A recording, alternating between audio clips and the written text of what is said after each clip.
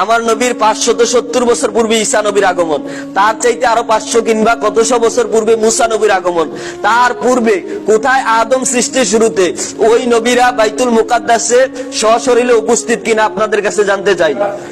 ওই নবীরা হাজির ছিল কিনা আপনাদের কাছে জানতে চাই।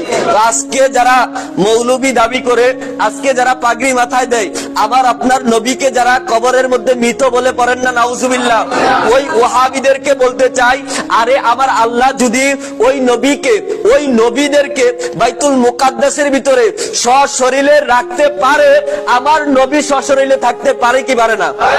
আমার নবীকে সেই ক্ষমতা দিয়েছে কে? প্রিয় ভাই আমার, ওই নবীর বেলায় দেখেন না, বলে আমার নবী মরে গেলে করেন না, নাউজুবিল্লাহ। প্রিয় ভাই আমার, ওই নবীর বেলায় এত বড় গুস্তাগি চলে, তাদের কাছে মেরাজের কখনো ওয়াজ শুনবেন? ওয়াহাবিদের মাহফিলে কখনো মেরাজের ওয়াজ শুনবেন?